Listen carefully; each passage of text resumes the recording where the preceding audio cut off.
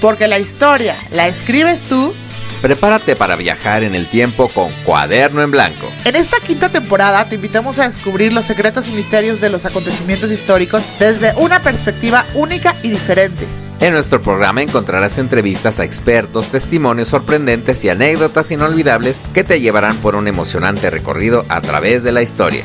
No te puedes perder esta quinta temporada y comencemos juntos a escribir la historia en nuestro Cuaderno en Blanco.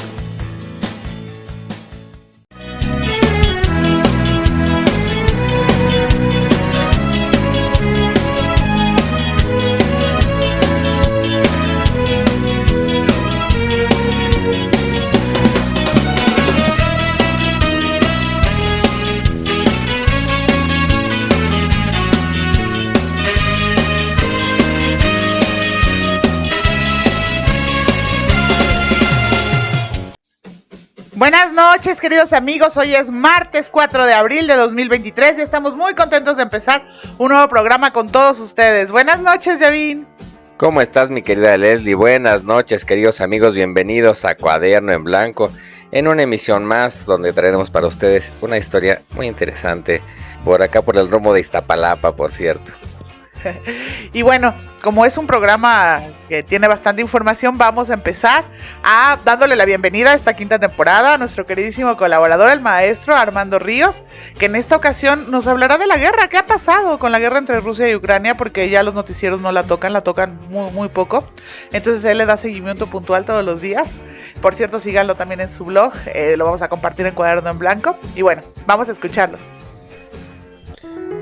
Buenas noches, amigos y amigas de Cuaderno en Blanco. Agradezco mucho a Leslie y a Yavin por darme un espacio para seguir hablando con ustedes de estas noticias de la guerra y también algunos otros tips y consejos para cuando hagan sus viajes, tal como lo hicimos en diciembre pasado. Ya ha pasado casi un año de que Rusia invadió Ucrania el 24 de febrero, o también llamada Operación Militar Especial por Putin.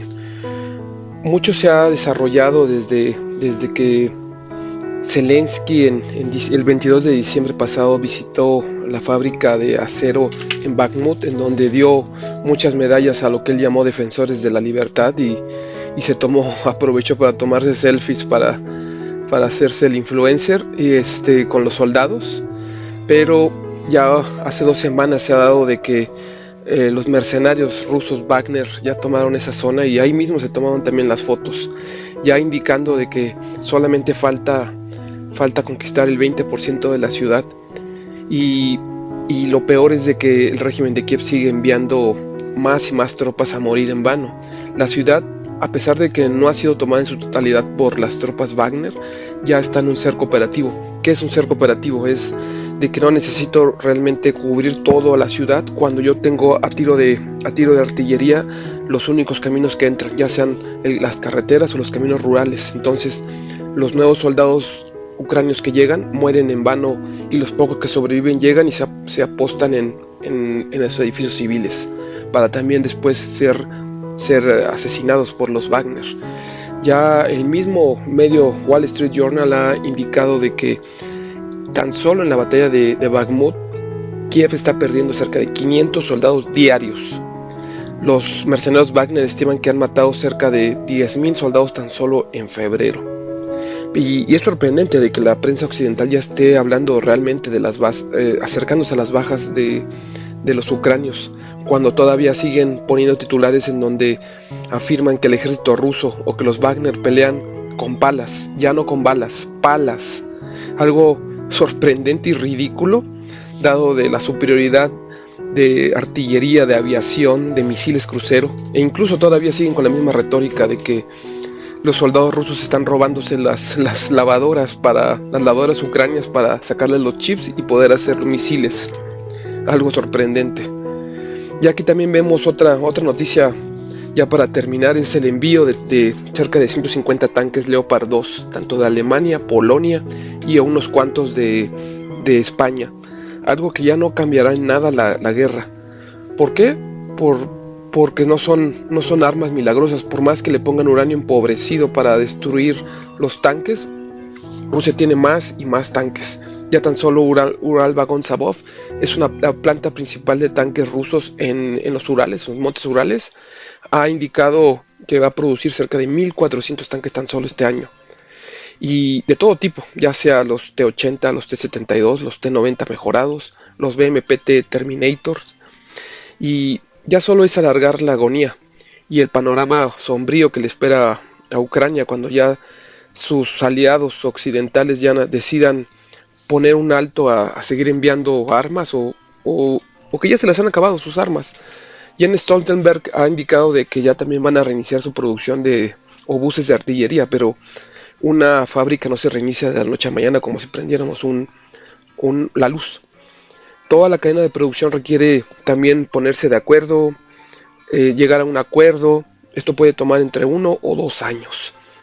Y ya la carrera está perdida, dado de que si comparamos artillería rusa contra artillería occidental, Rusia produce cerca de 2 o 3 veces más de lo que producía en la Guerra Fría, y trabajando casi 24 horas al día. Y eso que no es una economía totalmente movilizada de guerra, comparándolo con la Segunda Guerra Mundial.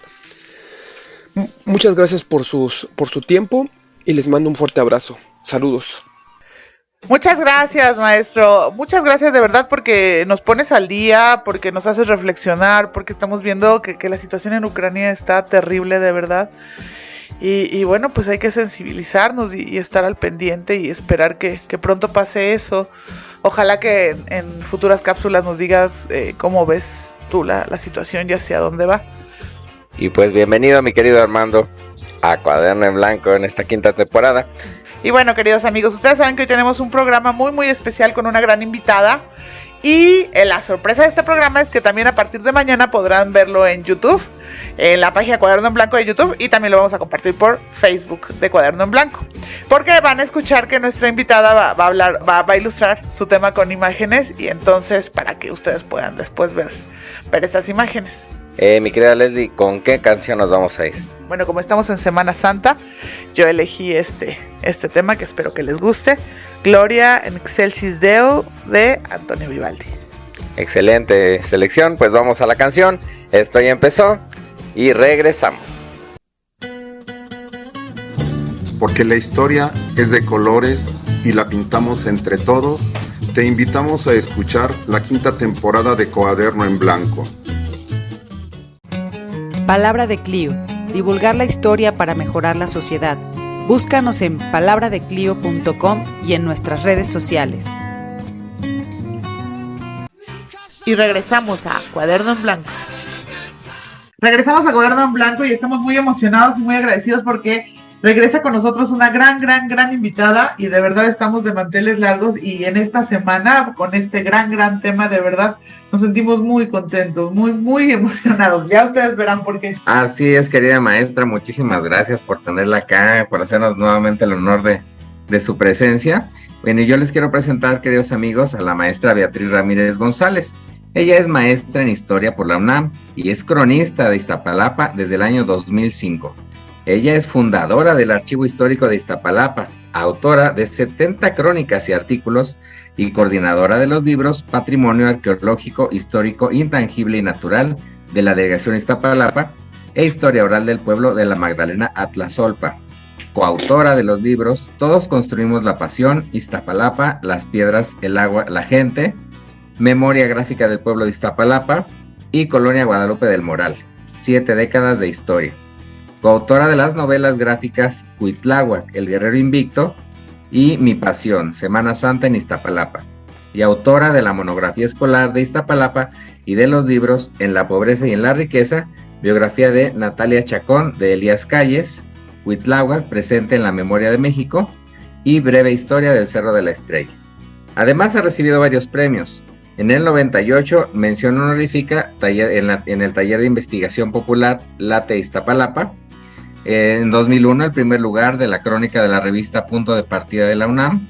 En 2001, el primer lugar del concurso de investigación comunitaria Iztapalapa en mi corazón.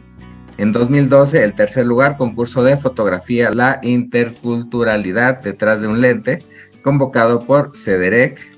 En 2013, mención honorífica, primer certamen de fotografía sobre entidades académicas y recintos universitarios de la UNAM. En 2014, el segundo lugar del concurso de fotografía La interculturalidad detrás de un lente, convocado por la CEDEREC.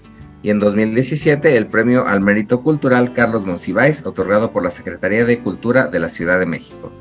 Y pues acaban de presentar el libro Crónicas de la Merced también, que ya hicimos el encargo, que está muy, muy interesante. Así es. Que se fueron a hablar con todos los locatarios, a dar una información extra, más detallada de la Merced, no lo que se conoce, ¿no? Y que muchas veces, como lo han hecho con la Colonia del Hoyo o con ciertos lugares de Iztapalapa, que tratan de rescatar, más bien que rescatan la cultura, los valores, a la gente y la historia, más allá de lo que se conoce. Entonces, sabemos que tiene mucho trabajo, seguimos la página del archivo y sabemos que tienen muchos eventos y muchas gracias por hacernos este espacio, de verdad. Pues muchas gracias a ustedes por la invitación. Pues siempre hay que encontrar la manera, ¿no?, de atender estas invitaciones, de que nos permitan compartir pues un poquito de todo esto que se está haciendo. Y efectivamente, mientras leía mi propia semblanza, dije, no, hay que decir que tenemos que agregar ya este nuevo libro de Crónicas de la Merced, que es un libro que surgió a partir de los talleres de crónica que yo imparto en el archivo. Recibimos una invitación para visitar estos mercados de la Merced cuando cumplieron 65 años, en septiembre del año pasado, y de ahí surgieron crónicas que decidimos nosotros como grupo del taller de crónica pues publicar con nuestros propios recursos, y estamos en ese proceso de las presentaciones y de la venta para recuperar la inversión que nos permita tener nuevamente incluso una ganancia, la verdad, porque queremos publicar otro libro de las demás crónicas que se han escrito en los talleres. Así que no paramos. Como no tengo nada que hacer, nada más me ando ingeniando qué más hacer. No, es importantísimo. Excelente, porque claro. La investigación es importante, pero la difusión es lo principal. Que la gente conozca, que conozca también con palabras sencillas, que se acerque a la historia de igual a igual. Y este libro de Crónicas de la Merced es un ejemplo. Es una joya, además. Sí, ya lo queremos, ya lo encargamos, pero... Estamos esperando. Muy bien. Pues muchas felicidades por el nuevo proyecto. Pues muchas gracias, y ahí continuamos, y con todo este gran trabajo que tenemos, pues igual se sigue trabajando en los temas de Semana Santa y del Señor de la Cuevita. Es importante mencionar esto porque es un tema directamente relacionado a la representación de la Pasión de Cristo en Iztapalapa. De hecho, su origen tiene que ver con esta imagen. Por eso quisiera brevemente mencionar pues de qué se trata, y quizá, mostremos la primera imagen, que es un cartel que se difundió en 2007. Lamentablemente nunca pude obtener uno, porque esto para nosotros como investigadores, como cronistas, incluso los carteles y los volantes son fuentes históricas fundamentales. Lo único que pude hacer fue tomarle esta fotografía y gracias a eso sabemos que en este año también salió a procesión la imagen. Pero les cuento un poco de lo que está ahí, porque quizá no se alcance a leer muy bien. Se cuenta esta leyenda que nos dice que ahí en las fechas hay variaciones, hay que decirlo. Hay quien ha dicho que fue en 1687, otras versiones dicen que fue en 1723, por eso este año se están festejando 300 años de su llegada. Y lo que refiere la leyenda es que un grupo de personas de Etla, Oaxaca, traían su imagen de Cristo muerto a ser restaurado a la Ciudad de México, porque ya estaba muy maltratado. Hay que recordar cómo era el paisaje en esa época. Había ya, para llegar a la Ciudad de México, Tenochtitlan, o la Ciudad de México, pues una calzada muy importante, la calzada de Iztapalapa, que de hecho existía desde la época prehispánica y que siguió utilizándose como vía principal. Y decía yo, comunicaba con la Ciudad de México. Entonces tuvieron que pasar, digamos que forzosamente, por Iztapalapa.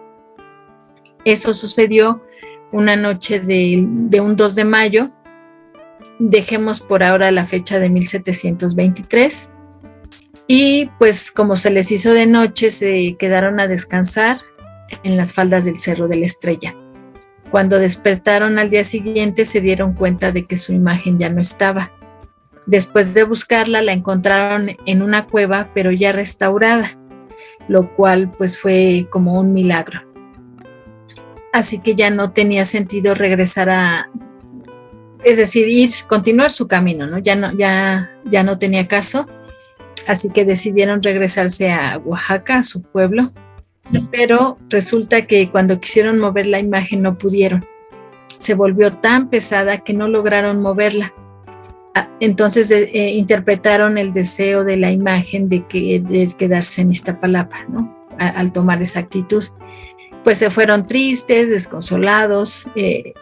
Sí cuentan que han seguido visitando la imagen, pero tuvieron que dejarla. Esa cueva donde apareció la imagen ya restaurada fue adaptada como una capilla. Y desde entonces pues empezó a tener mucha veneración esta imagen.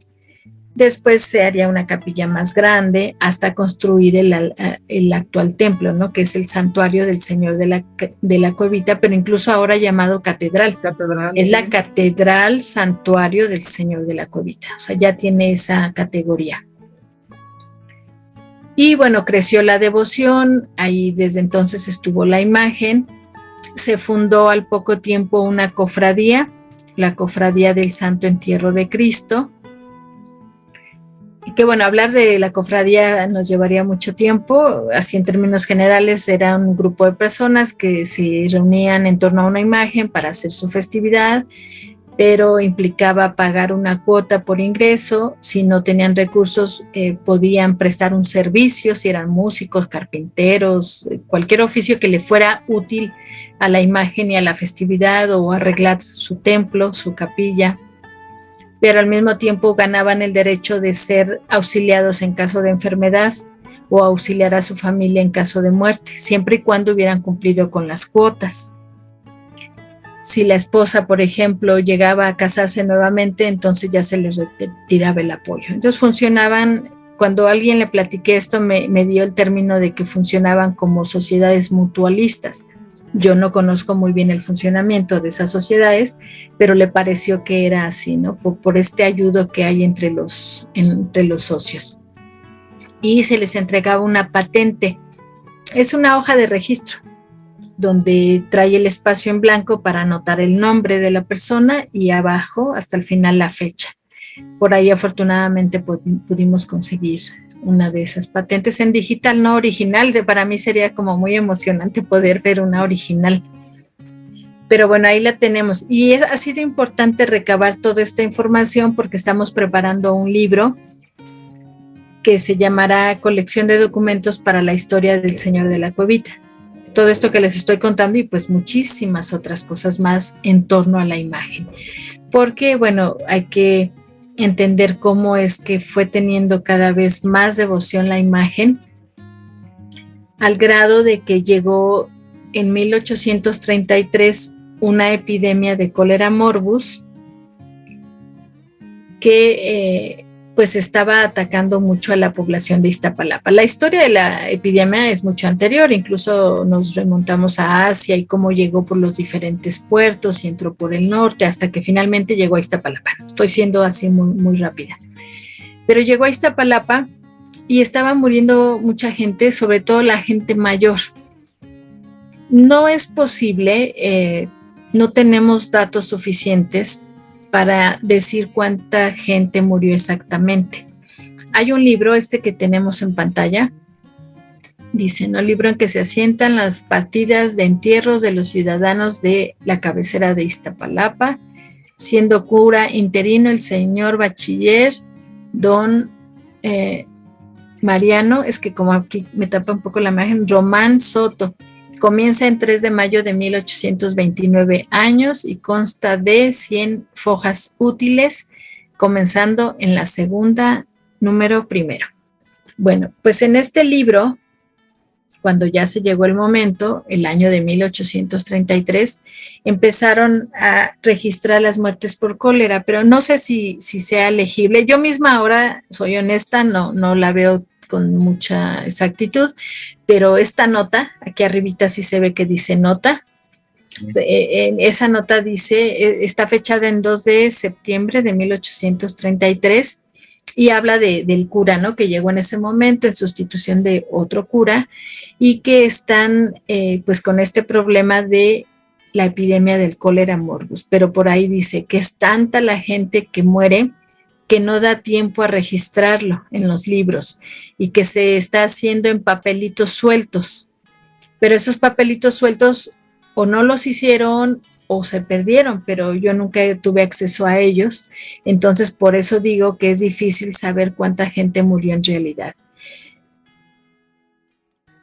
Y bueno, al registrar esto, sí podemos notar cómo era la gente de esos pocos registros que hay, pero además, por supuesto, complementando con los testimonios orales, sabemos que la gente mayor era la que estaba muriendo. Entonces lo que se hizo fue que un grupo de niños y adolescentes solteros hicieron una caminata, una procesión del pueblo hacia el santuario de la Cuevita para pedir al Señor del Santo Sepulcro que erradicara la epidemia. Esto se cuenta que fue en un mes de septiembre y coincide ahí sí la leyenda con los datos, con estos registros históricos en los libros, porque llega un momento en que pues ya no hubo más registros en octubre, o sea, sí hubo alguno más de esos que sí se pudieron registrar, pero después de ese ya no hay más. O sea, hay otros registros por otras causas de muerte, pero no por la epidemia del cólera morbus. Entonces la gente consideró que la imagen les había concedido el milagro y prometieron que cada año, primero que harían una fiesta justo en el mes de septiembre, pues para recordar esto, ¿no? Mostrar su agradecimiento y nunca olvidar el milagro otorgado por el Señor de la Cuevita.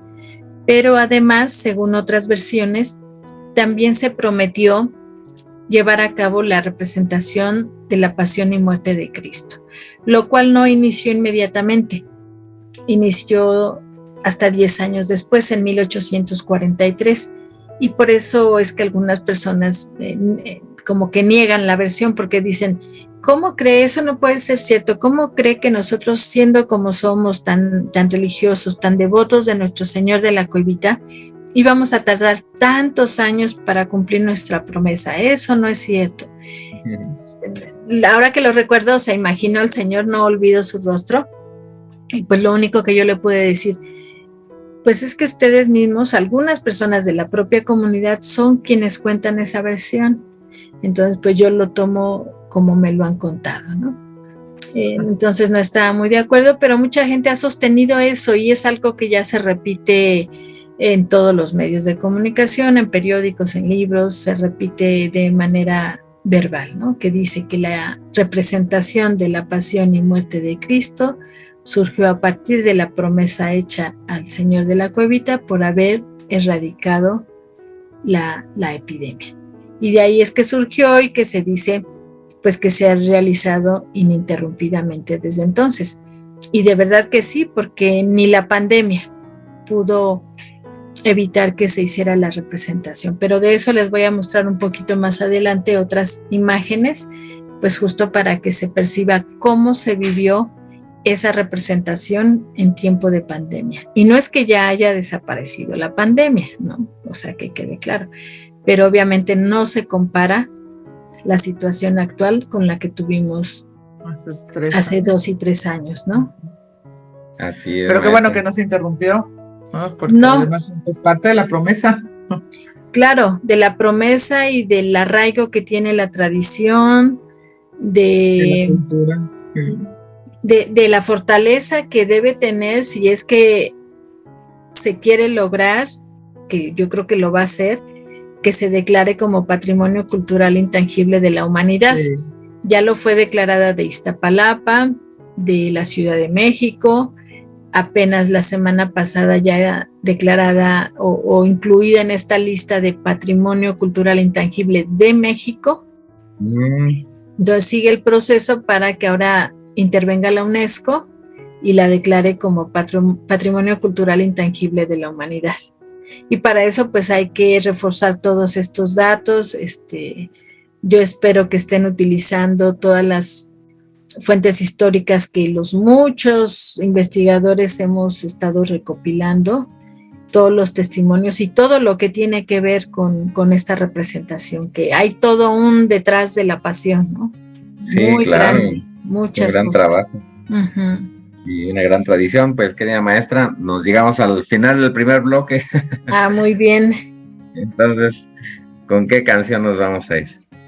Pues podríamos escuchar una canción que ya habíamos compartido en otra ocasión, pero es tan bonita que hay que volverla a escuchar, que se llama Iztapalapa Querida, es del maestro Bernardo Vera Santos. Muy bien. Vamos a escucharla y estamos en Cuaderno en Blanco. La historia la está escribiendo la maestra Beatriz Ramírez y La Pasión de Cristo en Iztapalapa. Y regresamos, seguimos por Vox Platinum, enamorando tus sentidos. No te pierdas todos los martes a las 7 de la noche. Cuaderno en Blanco. La historia la escribes tú. Vida cotidiana, cultura, anécdotas, movimientos sociales, deportes, cine y música. Todo eso y más forma parte del maravilloso mundo de la historia. Acompáñanos a descubrirlo. Palabra de Clio. ¿Te gusta la historia? Búscanos en nuestra página palabradeclio.com, en Facebook, Blogspot, Twitter y YouTube. Seguimos en Cuaderno en Blanco. La historia la escribes tú. Regresamos a Cuaderno en Blanco y estamos muy interesados en seguir escuchando la historia de la pasión, de la representación de la Pasión de Cristo en Iztapalapa, en voz de la maestra Beatriz Ramírez. Adelante, querida maestra, me encantaría seguir escuchándola. Muchas gracias. Miren, pues a través de algunas imágenes vamos a ir enterándonos de cómo sucede esta representación. Aunque yo les contaba que hay tantas cosas detrás, de verdad que hay mucho que contar, porque lo que nosotros vemos al final a través de la televisión o lo que escuchamos en la radio, pues es justamente lo final, ya es la representación, pero de verdad que hay tantas cosas detrás, desde quién hace los vestuarios, los guaraches, todos los accesorios, el entrenamiento que se le da a los caballos, para poder llegar a esto que vemos aquí, ¿no? Por ejemplo, esto que es Domingo de Ramos, que llegan muchas personas a vender las palmas desde antes, ¿no? Desde 1 o 2 días antes, para que los nazarenos lleven estas palmas y algunos de los apóstoles que van acompañando a Jesús. Entonces se va haciendo esta procesión con los personajes, todos los personajes que son alrededor de 500 que participan en la representación. No todos tienen parlamento, por supuesto, son pocos los que lo tienen, pero sí son un elemento de apoyo, ¿no? Quienes van como romanos, las vírgenes de pueblo, y bueno, varios personajes que están ahí presentes. Y aquí vemos, por ejemplo, los nazarenos, siempre acompañando desde Domingo de Ramos. Alcanzarán a ver que algunos van descalzos, lo cual, bueno, a mí se me hace terrible. En cuanto a los nazarenos, bueno, son alrededor de 2,000 los que participan. Ellos cada año pues se apegan a lo que establece el COSIAC, pues para ir en orden, y a ellos les venden, bueno, no sé si sea el término correcto, pero tienen que hacer una aportación por recibir esto. A ver si se ve. Es que esta es la última que adquirí, son las contraseñas. Aquí tengo varias, es que ya me dio por coleccionarlas. Por coleccionarlas, entonces aquí son varias contraseñas. A ver, creo que estoy viendo mal la cámara, ya no sé dónde. Bueno, hay varias que tengo aquí, sí. Varias contraseñas que ellos adquieren con el comité organizador de Semana Santa para pues justamente identificarse, ¿no? Que son parte de estas procesiones y que puedan ir ahí sin mayor problema. Llevan sus túnicas moradas con este otro elemento blanco, ¿no? ¿Cómo le llamaríamos? Unas bandas, ¿no? Como unas bandas estas de tela blancas, pero con mucho simbolismo, porque llevan bordados los símbolos de la pasión. Tal vez puedan llevar alguna otra imagen que ellos quisieran agregar, una virgen, un santo, algún otro elemento, pero básicamente son los símbolos de la pasión que ellos llevan ahí. Y este día pues no llevan sus cruces, van solamente acompañando. Y bueno, no sé... Ellos van cumpliendo promesas personales, ¿verdad? Claro, bueno, prometen caminar porque hacen alguna petición o porque agradecen un milagro que ya hayan recibido. Se dice que cuando se comprometen a esto, no lo pueden hacer como por un solo año. Quien ya se compromete es porque por lo menos va a hacerlo por 3 años. Si después ellos ya libremente quieren continuar, pues es otra cosa. Hay gente que sí ha estado aquí 25, 30 años o más, ¿no? Que de hecho yo me he encontrado nazarenos que llevando sus insignias, ¿cómo dije? Contraseñas. Y sus túnicas, llevan muchísimas en toda su túnica, ¿no? Y es algo que presumen, lo digo en el buen sentido, que comparten con la gente porque es para ellos un orgullo haber estado participando por tanto tiempo. Todos son originarios de los barrios de Iztapalapa. Los nazarenos no. Los nazarenos no. Qué bueno que haces esta pregunta porque da pie justamente a hablar de cuál es el proceso de selección de los personajes.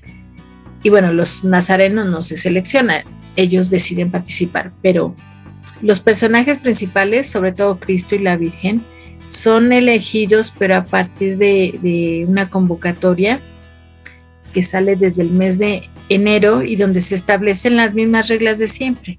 Ser originarios de los 8 barrios, solteros, sin hijos, no tener tatuajes, no tener novia, obviamente ser católicos, tener buena dicción, eso es importante, y obviamente, bueno, se entiende que tienen toda la disponibilidad, por eso están concursando. Entonces se presentan a pruebas, a diferentes pruebas, todos los chicos y señoritas que quieren participar, los hacen pues ensayar algún parlamento y entonces pues ya se va seleccionando, ¿no?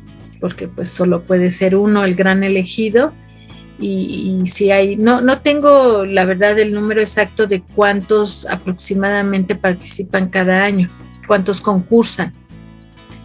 Pero pues solo uno puede ser elegido, que muchas veces, bueno, son jóvenes que ya tienen relación con la representación, que tal vez han sido apóstoles o romanos o han participado quizá ni siquiera en algún papel, pero sí en el apoyo de las actividades, o sea, no son ajenos a la representación o son hijos de quienes han representado a Cristo, pero eso no les da la garantía de ser elegidos, sino que tienen que concursar, pero como ya traen eso, digamos que en las venas, en las tradiciones de familia, del pueblo, del barrio, pues ellos quieren también, para muchos es un gran sueño lograrlo, es algo que se porta y que se hace con mucho orgullo, con mucha satisfacción. Entonces imagínense ser el Cristo de Iztapalapa, algo con mucha convicción, sí. Sí, claro. Mucha espiritualidad.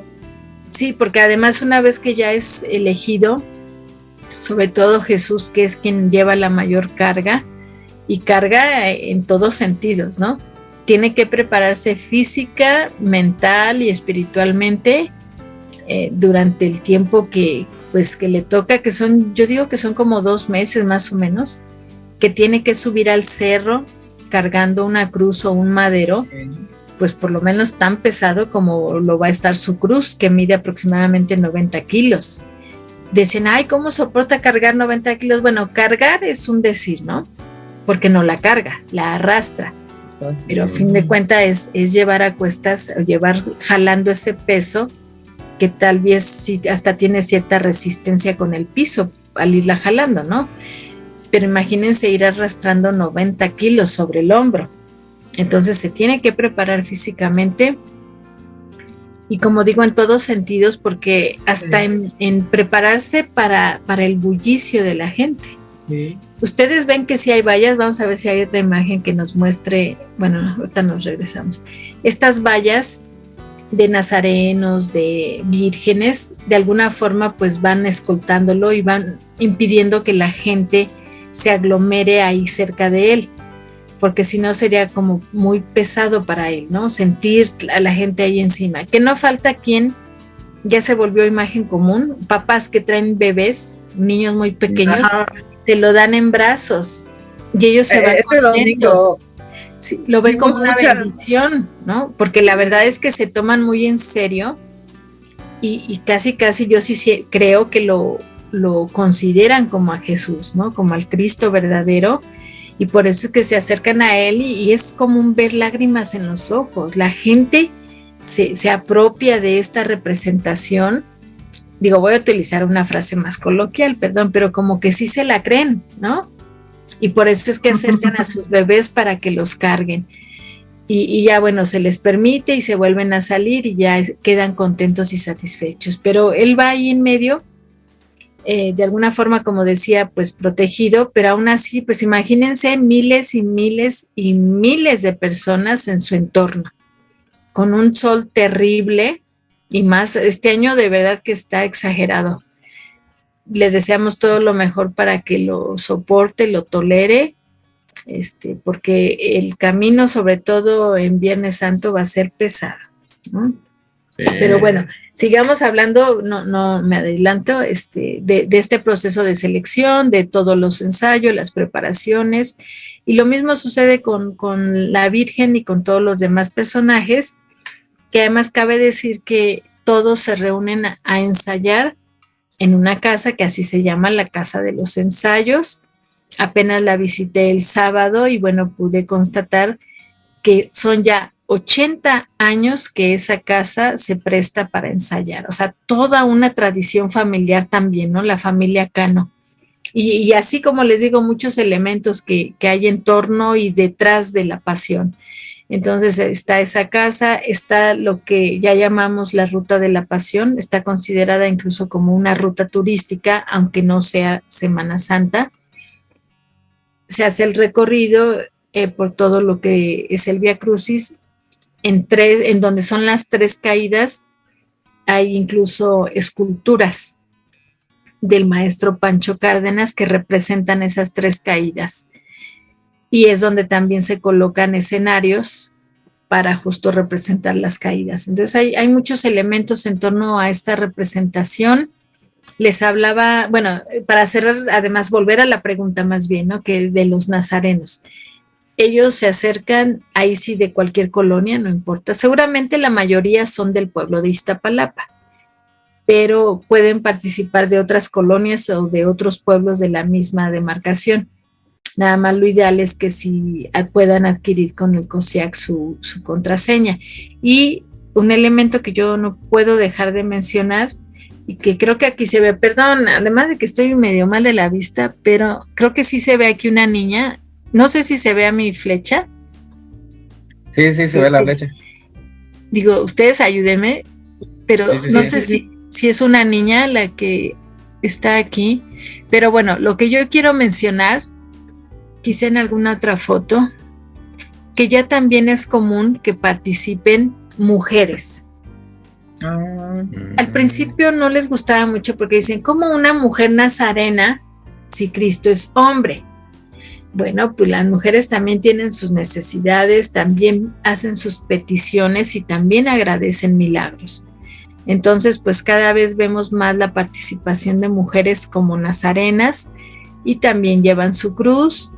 A veces los ayudan, tanto a hombres como a mujeres los ayuda a alguien, ¿no? Si tienen un padrino de cruz o de vestuario o simplemente un familiar que los quiera apoyar, se vale que los puedan ayudar. O hay papás que llevan a niños muy pequeñitos con una pequeña cruz, pero hay veces que hay niños ya un poquito mayores, que eso sí lo vimos en la anterior, ¿no?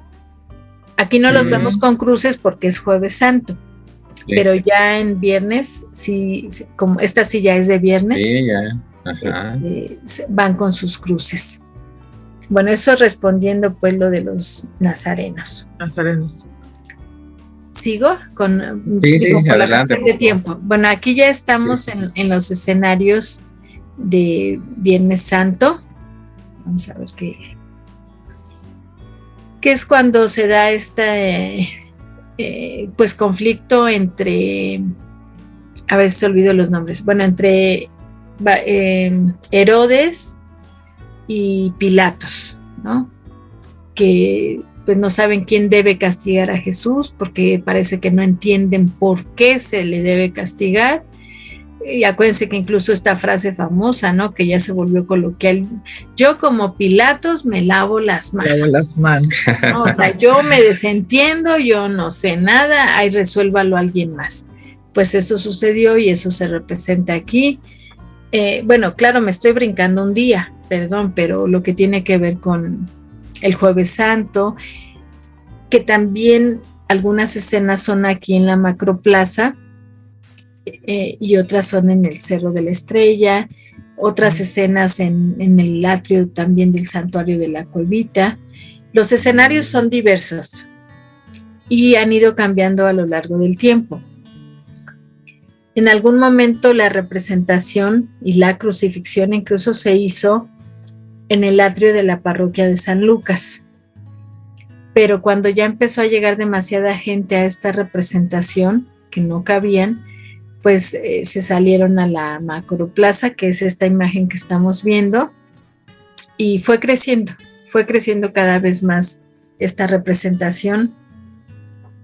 Un poco fue también por la desecación de los canales, porque por ejemplo, como ya no iba tanta gente al canal de la Viga, a esto del Viernes de Dolores y al paseo, ¿no? Durante la Semana Santa, pues empezaron a buscar otras opciones y empezó a llegar más gente a Iztapalapa. Hay notas de periódico de hace muchas décadas, de los 20, de los 30, que por ejemplo hablan así como que increíble, llegaron a Iztapalapa 5,000 personas en Viernes Santo, esto está saturado. Bueno, 5,000 personas, pero ¿saben cuánto se maneja actualmente? Durante toda la semana sí se dice que llegan aproximadamente 2 millones de personas. Sí. Lo mismo que tiene de población Iztapalapa, ¿no? Estamos, claro, hablando de población de la propia Iztapalapa, pero también de otras demarcaciones e incluso de otros países, porque sí vemos muchos extranjeros en estos días. Pero entonces llega mucha gente y esas notas de periódico, por supuesto, quedaron totalmente rebasadas, ¿no?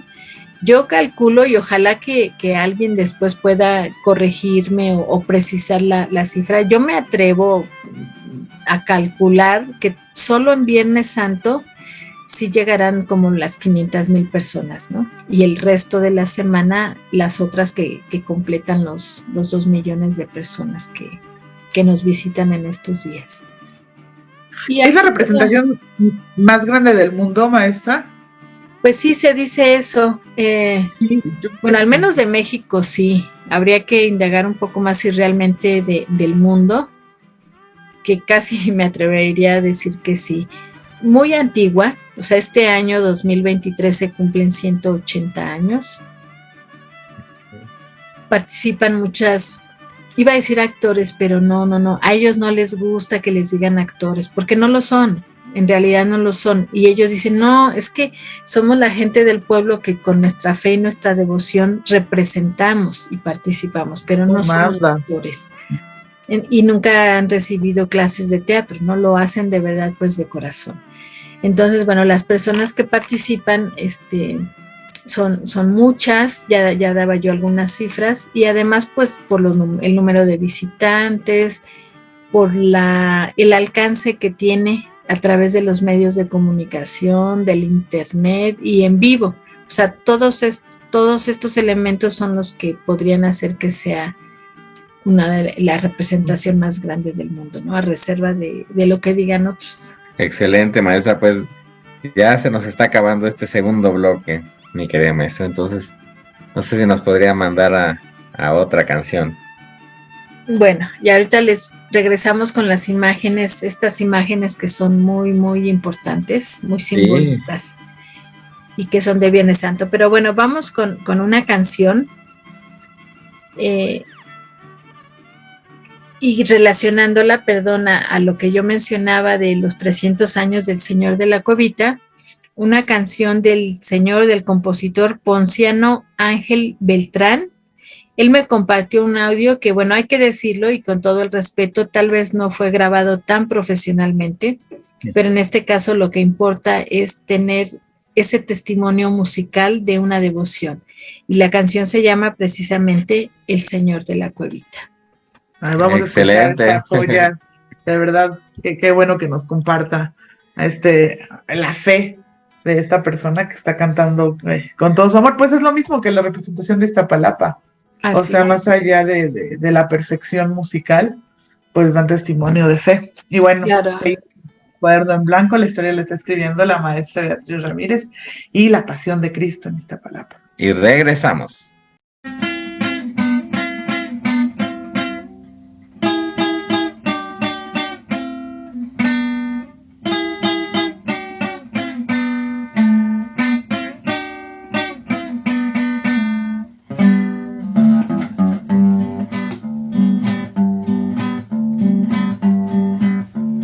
Palomas de Iztapalapa y también las del distrito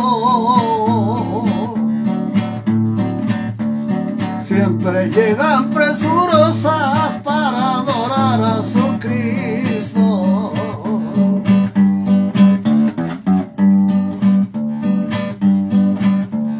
Cuando se acerca la fecha de la gran Semana Santa,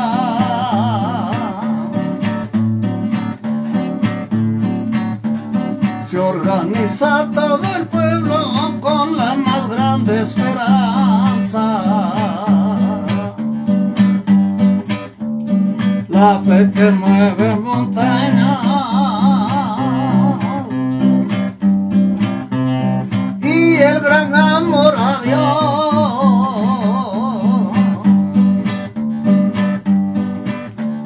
del milagro recibido, del tiempo que ya pasó.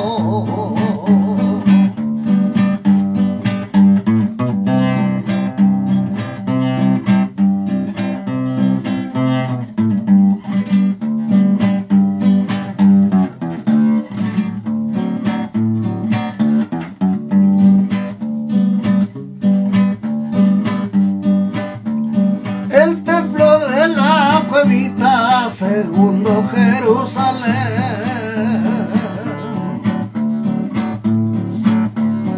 del mundo en Iztapalapa, eso se escucha muy bien.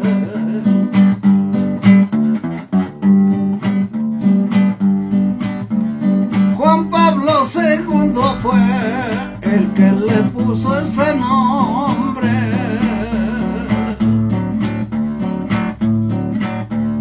Cuando vino a visitar a Jesucristo, buen hombre.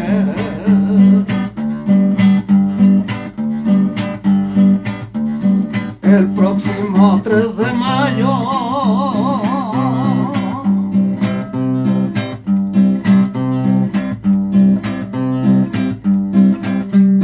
cumple otro año que llegó,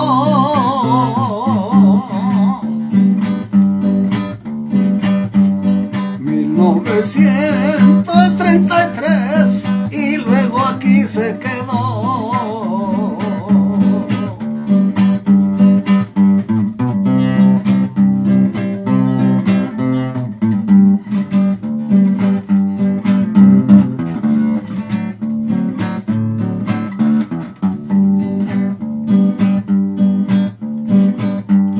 El Señor de la Cuevita vino aquí a reparación.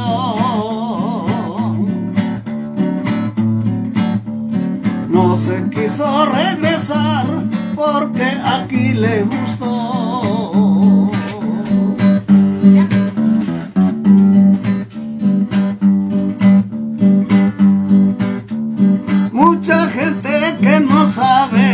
no creen lo que aquí pasó. Nunca creen en los milagros porque no aman a Dios.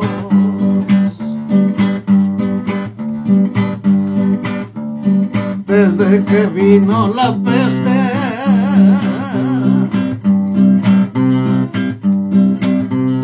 que llamaba tifoidea,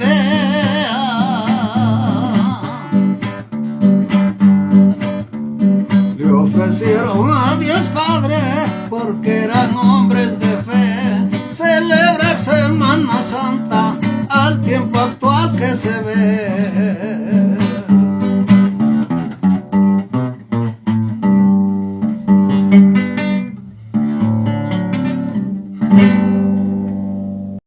No te pierdas todos los martes a las 7 de la noche por Vox Platinum. Cuaderno en Blanco. La historia la escribes tú. ¿Te interesa la historia? Busca las publicaciones de Palabra de Clio en palabradeclio.com y en nuestras redes sociales. Y regresamos a Cuaderno en Blanco. Regresamos a Cuaderno en Blanco y la historia la está escribiendo nuestra admirada maestra Beatriz Ramírez y la pasión de Cristo en Iztapalapa. De verdad nos está encantando el tema, muy dado con esta semana, con esta espiritualidad que de alguna forma todos vivimos.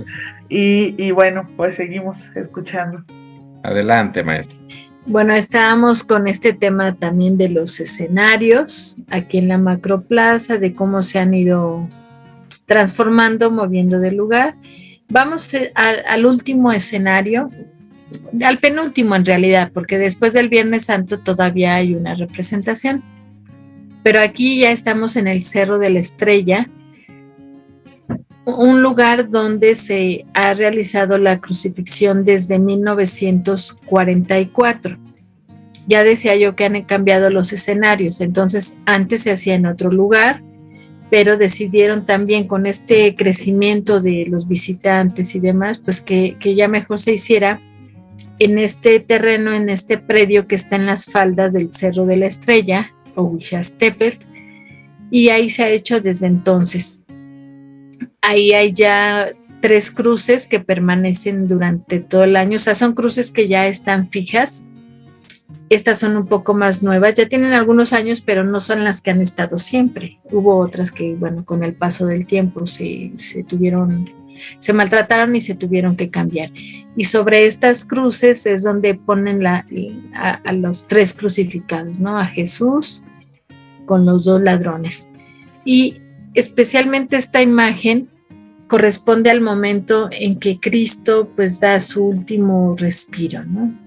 O suspiro o aliento, como quieran llamarle, cuando ya fallece definitivamente. Y entonces todos los nazarenos que lograron llegar a este predio que llamamos Predio de la Pasión ponen de pie sus cruces.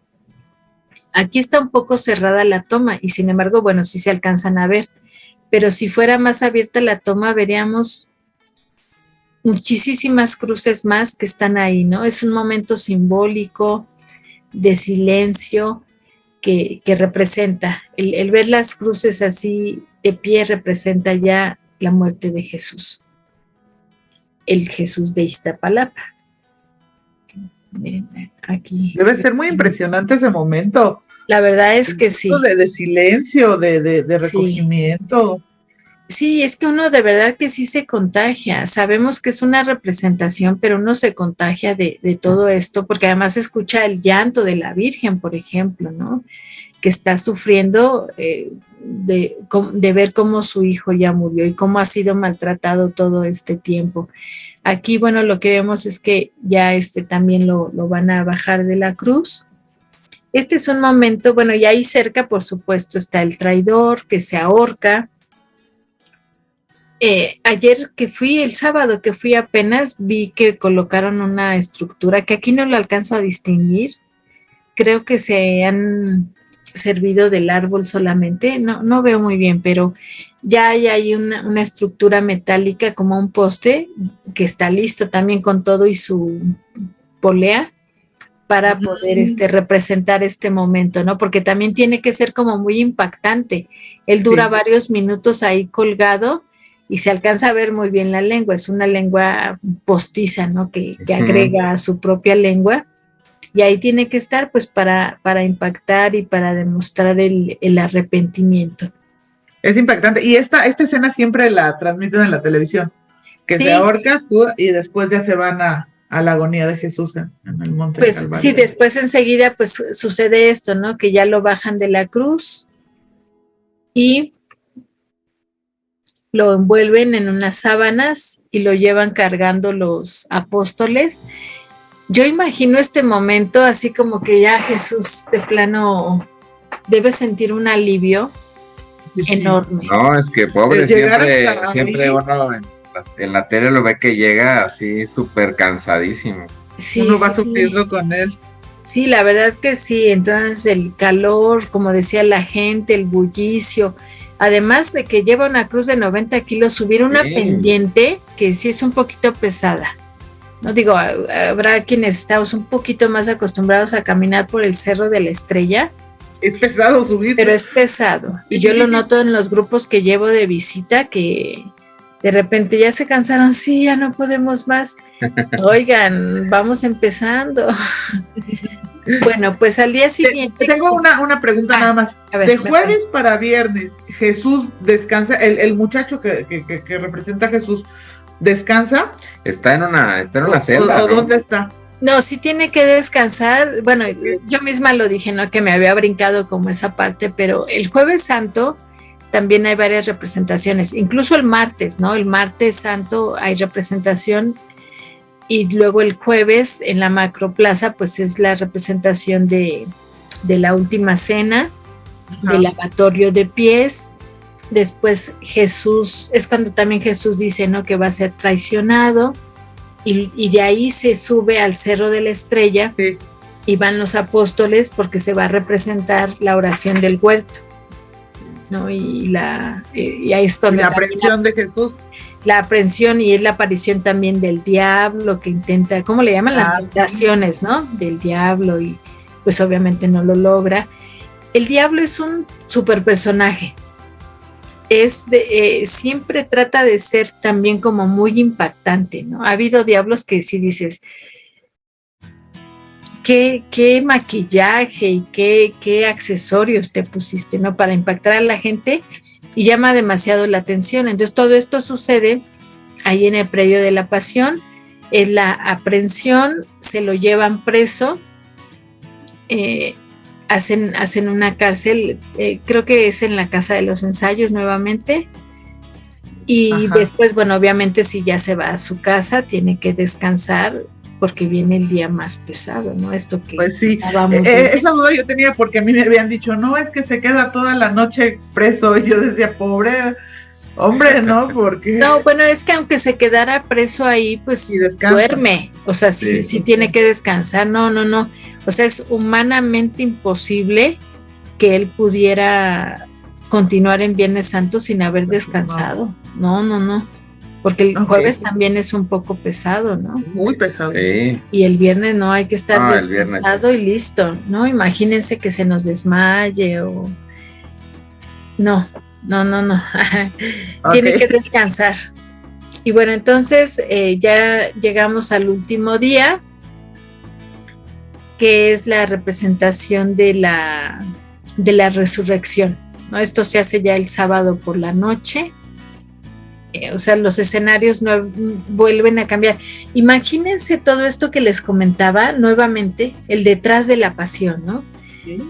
Porque aquí ya cambió el escenario, pero es porque ya quitaron mucho de lo que había y tienen que cambiarlo. O sea, esos mismos escenarios o parte de ellos tienen que reordenarse, tienen que cambiarse porque pues deben ser utilizados. Entonces, mientras unos suben y están representando algo, los otros ya están trabajando abajo haciendo algo más, ¿no? Es muchísima la cuestión logística que se tiene que implementar para lograr esta representación. Y bueno, aquí terminaría, digamos, todo lo que ha sido la forma tradicional de esta representación, es inevitable que hablemos de qué pasó durante la pandemia, pues cuáles fueron las medidas que se implementaron para poder hacer esta representación, ¿no? Pero si quieren, sí, bueno, maestra, pues lo dejamos entonces, como pausa. Vamos ahorita entonces a la cápsula de nuestra queridísima. Vamos a la cápsula de nuestra queridísima maestra María Elena Valadez, que muchas gracias, María Elena, por convencer a la maestra Beatriz, que sabemos que tenía muchísimas actividades, pero gracias porque este programa es una joya y estoy segura que va a ser de los más escuchados de todas las temporadas de Cuaderno en Blanco. Entonces, bueno, vamos a la cápsula, que es el libro El origen y progreso del pueblo llamado cuáquero, de William Penn. Habla de una secta que se derivó de estas religiones evangélicas que llegaron a Estados Unidos, y está muy interesante la cápsula, tiene que ver con el tema de la religión, y regresamos. Hola, ¿qué tal? Gracias, Leslie Llavín, buenas noches y bienvenidos una semana más a estas pequeñas cápsulas de Historia, Pluma y Tintero. Bueno, pues como estamos en Semana Santa, quisimos aprovechar y hablarles sobre un texto que pues tuviera relación con esta semana, que es religiosa, es la Semana Santa. Y por ello es que comentaremos un escrito llamado El origen y progreso del pueblo llamado cuáquero, escrito por William Penn a finales del siglo XVII. ¿Quiénes son los cuáqueros? Bueno, pues los cuáqueros es una religión protestante fundada por George Fox a mediados del siglo XVII. Nace en Inglaterra esta religión y bueno, pues Penn, que era contemporáneo de Fox, se sumó a ella. Como les dije, William Penn vivió en el siglo XVII a mediados y nos dice en el escrito que los cristianos o los que seguían a las escrituras, pues poco a poco se volvieron crueles, alejados de la piedad. Por esta razón surge otro pueblo más exclusivo y aislado, con una actitud más suave, reconociendo a la religión por su misericordia, por su amor, por su bondad, en vez del terror y del castigo. Él se refiere, cuando habla de estos grupos cristianos crueles, él se refiere a los calvinistas, a los luteranos y a los anglicanos. Los predicadores cuáqueros, ellos lo hacían siempre, predicaban siempre en nombre de Dios para exhortar, amonestar y consolar. Esto los llevó a ser despreciados, dicen, por la doctrina que enseñaban y por el ejemplo que daban a la gente. Y esta es la esencia de la doctrina cuáquera, que ellos no solo predicaban la palabra de Dios, sino lo hacían a través del ejemplo. En cuanto a su doctrina, esta se basaba en lo siguiente: se debe de arrepentir de lo malo que se ha hecho. En otras palabras, se debe de reconocer los pecados que hemos cometido. Sus detractores los critican diciendo: los cuáqueros no aman a nadie sino a sí mismos, aunque también ayudaban a sus enemigos. Y las características de esta secta o de esta religión es que predican la sumisión al gobierno no por miedo, sino por conciencia, excepto cuando el gobierno se impone a la conciencia, ya que piensan que el gobierno es establecido por Dios. Se niegan a pagar el diezmo, ya que dicen este debe ser libre y no obligatorio. Son extremadamente unidos, son de forma sencilla y enemigos de la adulación y de los títulos como el Señor. Se hablan todos de tú. Ellos son muy serios, muy rutinarios, hablan muy poco, prefieren siempre el silencio, son moderados en el comer y por supuesto en el beber. Ellos la bebida está no prohibida como tal, pero es difícil que ellos lleguen a beber una copa. Bueno, pues para casarse es muy particular este rito, ya que no utilizan sacerdotes ni magistrados, pues dicen que solo Dios puede casar a los hombres y a las mujeres en matrimonio. ¿Cómo lo hacen entonces? Bueno, pues lo hacen en presencia de testigos escogidos por los mismos contrayentes, y son ellos los que los casan, y preferentemente se casaban obviamente pues con alguien de su comunidad. Algo que llamó mi atención es que no hay bautizos. En cuanto a los entierros, estos son muy sencillos, asisten generalmente los más cercanos al fallecido. Los féretros son obviamente nada ostentosos, son muy simples, no visten ellos de luto, y algo que sí me gustó es que honran al muerto amando a quien él amaba. Para ellos, abrirse a Dios es recibir la revelación divina. No predican con algo escrito, sino de manera espontánea, es decir, no tienen un libro religioso. En las liturgias que ellos, si podríamos llamarle así, suelen tener, cualquiera puede pasar al estrado y hablar. No tienen una autoridad humana, es decir, no tienen sacerdotes, pastores, guías, etc. Han sido perseguidos y asesinados por predicar su fe, y a través del tiempo sufrieron destierros, encarcelamientos, les confiscaron sus bienes, sus tierras, y no perseguían nunca la venganza. No obligan a nadie a unirse a ellos, y los que lo hacían debían guardar una conducta recta y honesta, es decir, seguir con el código de vida que ellos tienen. Socialmente están organizados en juntas compuestas por algunos miembros de la comunidad, quienes se reúnen mensualmente para discutir los problemas cotidianos. Con todo lo anterior, pues podemos decir que ellos rechazan todos los dogmas y los cultos de la religión cristiana para buscar pues fraternidad, igualdad sobre todo entre todos los miembros de la comunidad, y la libertad que tienen para ejercerla.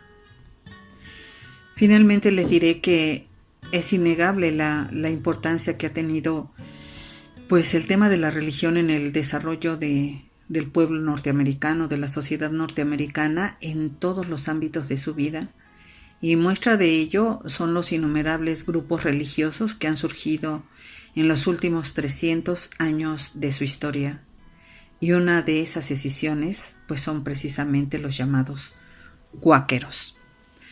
Y fíjense ustedes que esta dicotomía en la sociedad norteamericana siempre ha llamado mi atención.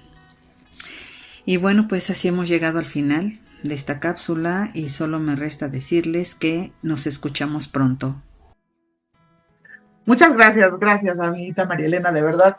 Excelente la cápsula, muy interesante. Como muy siempre, muy interesante. esta doctrina, y hasta dan ganas de saber más de este pueblo. De los cuáqueros. Y todos los postulados. Excelente. Y bueno, mi querida maestra, pues sí, ahora sí, si nos manda a la canción, por favor.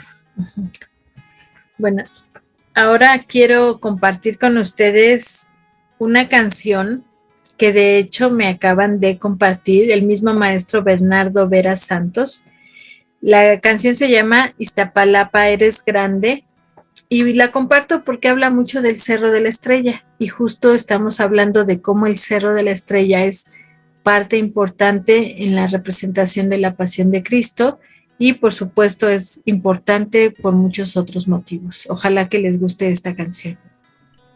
Ay, qué padre. Muchas gracias. Excelente. Por compartir esta música. No, y por ir dándonos ahora sí que el camino musical acompañado de toda esta grandísima historia. Y pues muchas gracias. Entonces regresamos a Cuaderno en Blanco. La historia la está escribiendo la maestra Beatriz Ramírez, y la historia de la pasión en Iztapalapa. Y regresamos, seguimos por Vox Platinum, enamorando tus sentidos.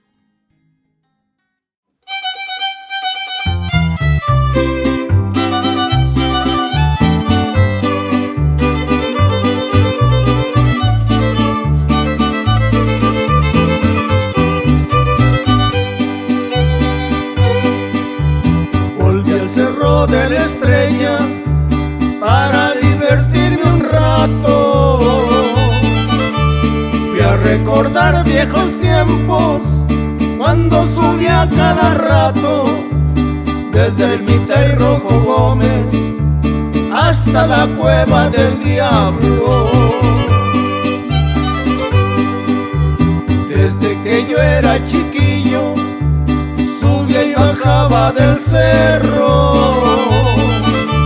a veces con mis amigos, otras veces con mi perro, corriendo y a paso largo hasta el templo Fuego Nuevo. Grandeza del Huizeltepetl, mirador de la ciudad,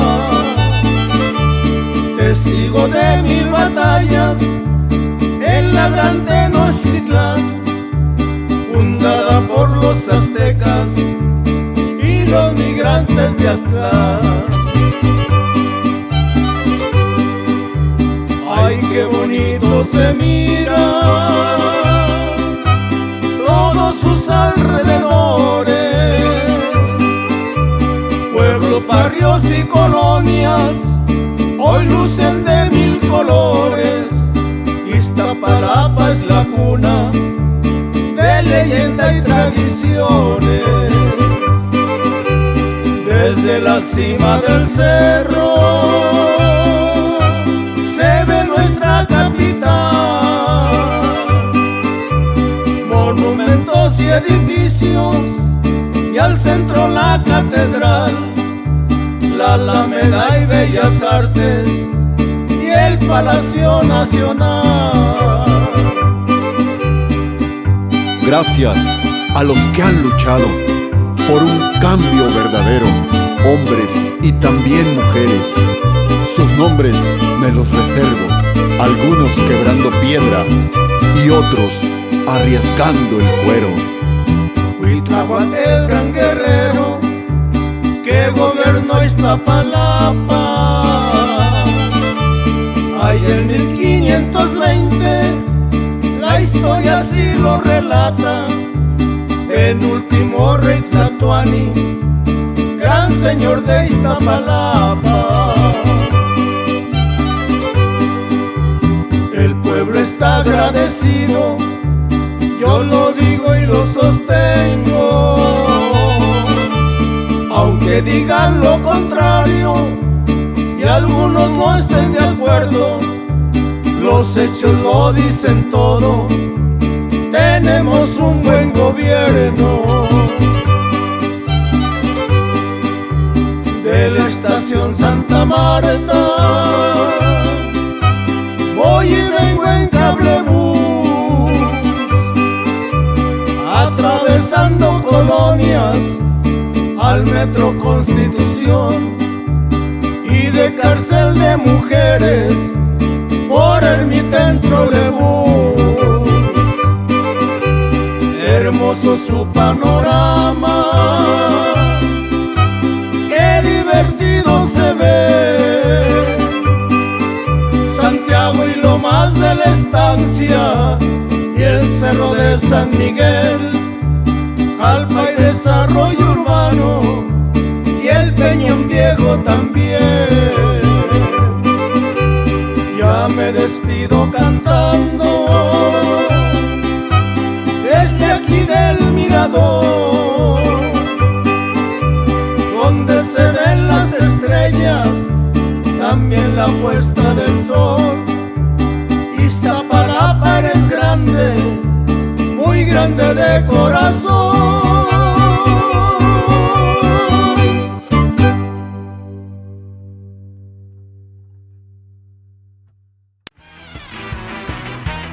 Hola amigos, ¿cómo están? Yo soy Leslie Revilla. Y yo soy Yavin Silva. Y estamos en Cuaderno en Blanco. La historia la escribes tú. ¿Quieres saber más de historia? Busca Palabra de Clio en YouTube, Facebook, Twitter, Instagram y Blogspot.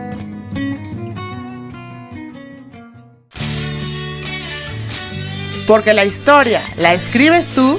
Prepárate para viajar en el tiempo con Cuaderno en Blanco. En esta quinta temporada te invitamos a descubrir los secretos y misterios de los acontecimientos históricos desde una perspectiva única y diferente. En nuestro programa encontrarás entrevistas a expertos, testimonios sorprendentes y anécdotas inolvidables que te llevarán por un emocionante recorrido a través de la historia. No te puedes perder esta quinta temporada y comencemos juntos a escribir la historia en nuestro Cuaderno en Blanco. Seguimos en Cuaderno en Blanco. La historia la escribes tú. Y regresamos a Cuaderno en Blanco y bueno, pues ya es nuestro último bloque. Estamos disfrutando mucho este programa, estamos aprendiendo mucho y bueno, la historia la está escribiendo la maestra Beatriz Ramírez y la Pasión de Cristo en Iztapalapa. Y ahora nos va a hablar de cómo fue durante la pandemia, cómo fue esta representación. Así es, yo creo que muchos retos se tuvieron igualmente que librar para que se pudiera dar esta representación. Así Adelante, es. Por favor, maestra. Bueno, es importante justamente hablar de cómo fue en 2020 esta representación, porque, bueno, no se suspendió, es lo primero que debemos decir, no se suspendió, había esa posibilidad o ese riesgo, estuvieron en pláticas tanto los del COSIAC, el Comité Organizador de Semana Santa, como pues las autoridades de la alcaldía. Yo sí veía, y lo digo porque bueno, fue lo que yo vi y escuché, que la alcaldía sí tenía la intención como de suspenderla, pero pues por proteger a la comunidad, ¿no? De verdad fue un año tan terrible. Creo que al principio lo veíamos como de lejos, ¿no? Ay, que hay una pandemia. Pues sí, en todo el mundo, pero sabíamos y veíamos las muertes. Pero ¿qué pasó cuando llegó a nuestro propio círculo? Cuando y además, perdón. Sí, cuando perdimos a alguien de nuestro propio círculo de amigos o de familia, ¿no? No es que no creyéramos en la pandemia, pero como que la asumimos más cuando nos alcanzó. Sí, la veíamos muy lejana. Y lo que yo quería decir es que la Semana Santa fue muy pronto, o sea, empezó la pandemia aquí en México más fuerte, alrededor del 15 de marzo, y ya venía Semana Santa. Sí. Entonces, si todo el gobierno fue rebasado en la toma de decisiones, ¿qué hacemos, no? O sea, nunca pensamos de verdad que nos íbamos a encerrar tanto tiempo. Me imagino cómo estaban los organizadores. Cerramos todo, se acabó, ¿no? Porque en realidad en todos lados, bueno, en muchos lados se cerró todo, o sea, no hubo más. Sí. Yo, por ejemplo, nunca dejé de trabajar por el tipo de dinámica que llevamos en el archivo, pero era bien triste salir a la calle y ver a tan poca gente.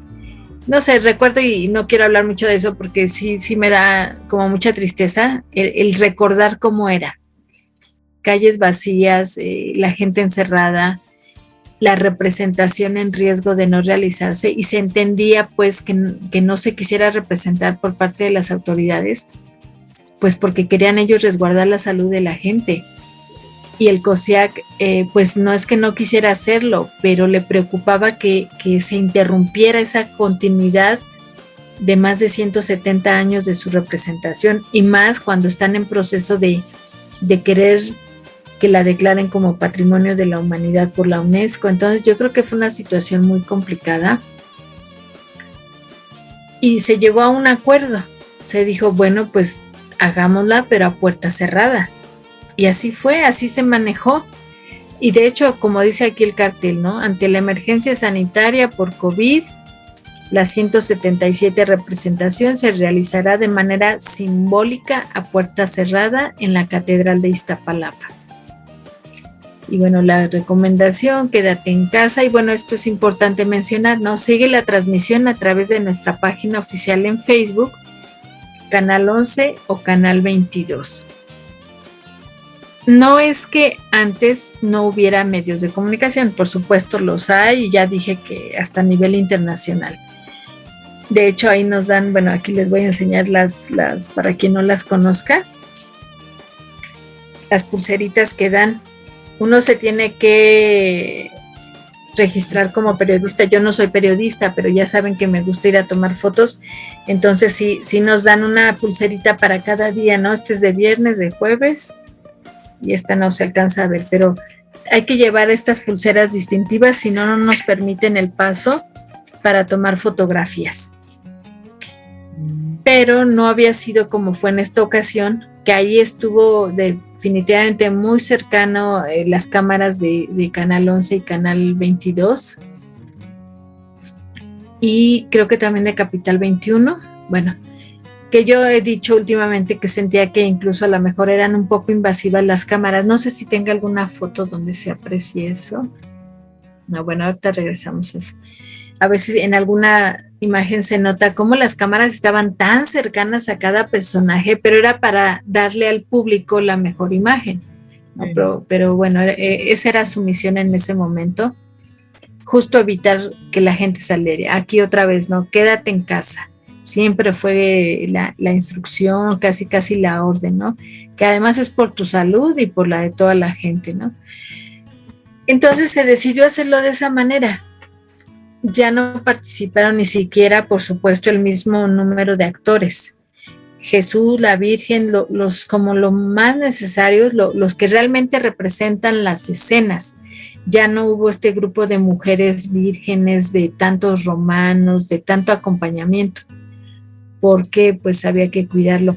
Era muy, pues yo diría impactante. Dejen ver si aquí hay alguna imagen. Bueno, aquí son los escenarios que están preparando como cada año al interior del atrio de la catedral, santuario. Aquí miren, está ya ensayando Cristo, están midiendo ahí todo el espacio. Estos son ensayos. Aquí es a un costado de la catedral, que fue donde se hizo la representación.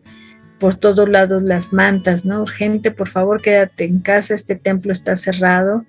Era frustrante un poco ver esto, ¿no? La gente que se acercaba con la esperanza de que pudieran estar cerrados, pero no era posible. La macroplaza, ya vimos otras imágenes, ¿no? Y vean, aquí pues por ahí unas hermanas monjitas que andaban por ahí, pero la macroplaza sí hay puestos por ahí, pero pues no es lo que era. Aquí ya vemos nuevamente el santuario, pero vean a estas personas con sus trajes de protección, con estas pistolitas, ¿cómo se llaman? Las que usaban para medir la temperatura, con el gel y todo la cuestión para sanitizar ahí a la gente que llegaba. Entonces era como, yo lo veo así como muy impactante, sí. Ver todo este cinturón de seguridad, de salud, las calles solas, ¿no? Ya no llenas ni de la venta de artesanos. Algo muy, muy característico de la Semana Santa en Iztapalapa es que llegan alfareros y artesanos y llenan las calles, al menos todo Ermita, la explanada del Metro Iztapalapa, la explanada del Auditorio Quetzalcóatl y otra calle Ayuntamiento. Es parte de ese paisaje de la Semana Santa en Iztapalapa. Pues no vinieron, digo, también ahí se les afectó a ellos, pero pues si no iba a haber acceso en las calles, pues para qué venir, ¿no? Entonces vean, muy pocos actores, todo al interior del santuario. Fíjense que ahí nos daban oportunidad de entrar a tomar fotos a quienes nos habíamos registrado como fotógrafos, pero ni siquiera entrábamos todos al mismo tiempo, entraban 2 o 3 y solo creo que eran 10 minutos, quizás hasta menos. Entonces nos sacaban y ya entrábamos nosotros. Desde la entrada de la catedral o del atrio hasta el fondo donde fue la representación, sí son muchos metros. Entonces era como que cuando ya veníamos venir a los que iban para afuera, nos echábamos a correr los que nos tocaba, porque si no era perderse, pues sí, varios segundos de la representación, ¿no? Y uno que siempre quiere captar los momentos. Pero bueno, se hizo aquí ya dando algún reporte. Pero también, por ejemplo, estas manifestaciones por parte tanto de la alcaldía como del COSIAC, ¿no? Que dice que, bueno, están presentes en el corazón de los iztapalapenses. Y dice, hoy los 8 barrios protegen la salud de sus habitantes, patrimonio cultural e inmaterial de México. Y pues así tenía que ser, la gente debía entender que no era posible. Entonces aquí, bueno, preparándose igual para ir a los escenarios. Igual todo lo que se hace de noche normalmente también se hizo aquí, la última cena frente a la puerta del santuario, y del otro lado, hacia el lado izquierdo, lo de la oración del huerto y todo eso. Ven aquí, por ejemplo, ¿no? Tomándole también la temperatura al diablo. Porque estaba muy ardiente. Sí. Entonces, bueno, son los escenarios que vimos en esta representación a puerta cerrada. Estas rocas que hay ahí, que fue un antiguo jardín, pues también pues quedaron bien, ¿no? Fue un buen escenario, pero todo pues más en pequeño de lo que había sido normalmente aquí. Bueno, los maquillistas, la macroplacia vacía. Así. En Viernes Santo hubo algunos nazarenos que sí se atrevieron a salir. Ya no vimos, por supuesto, a los 2,000 nazarenos, pero ahora eran tan poquitos que vean con qué atención toman las fotos los fotógrafos que están ahí, ¿no? O sea, era como casi como esto de encontrar una aguja en un pajar, ¿no? Entonces, ni modo de no tomar la foto de esos contadísimos. Yo no vi, yo creo que ni siquiera 10 nazarenos. O sea, menos de 10 llegué a ver, porque sí anduve caminando por varias calles a ver si encontraba alguno, y pues no. Ni siquiera 10 pude yo visualizar, ¿no? Era muy fuerte su fe. Pero sí, los que tuvieron oportunidad, como usted, de ver la representación, pues yo creo que fue una oportunidad única, porque vieron cosas que con tanto tumulto de gente no pueden abarcar tantas cosas y tanta precisión. E igual si se hizo la transmisión por televisión de cosas de escenas que no siempre se ven, porque lo que yo he visto casi siempre es el Viernes Santo, ¿no? En los últimos momentos ya del Viernes Santo es lo que nos toca ver a veces en televisión, y a veces el Jueves Santo los noticieros en la noche pasan la última cena, ¿sí? O el juicio de Jesús. Pero entonces ahora pues igual quedaron esos videos, se guardó el Canal 11. Sí, pueden buscarlo. Yo creo que no los borran, tanto de Canal 11 como Canal 22, igual del COSIAC o de la alcaldía. Si se buscan esas representaciones de años anteriores, ahí quedaron, porque esto es cierto lo que acabas de decir. Se vieron quizá más detalles, se vio la totalidad de la representación, porque la transmisión fue en vivo totalmente. A algunos de los cronistas pues nos invitaron a ir a cabina allá en Canal 11 para estar apoyando un poco la transmisión, quizá explicar algún detalle, pero en cortes que se hacían. La transmisión siempre fue transmitida en vivo. Entonces, pues sí, fue también como otra forma de verla, y por supuesto que debe haber llegado a muchísima gente más, ¿no?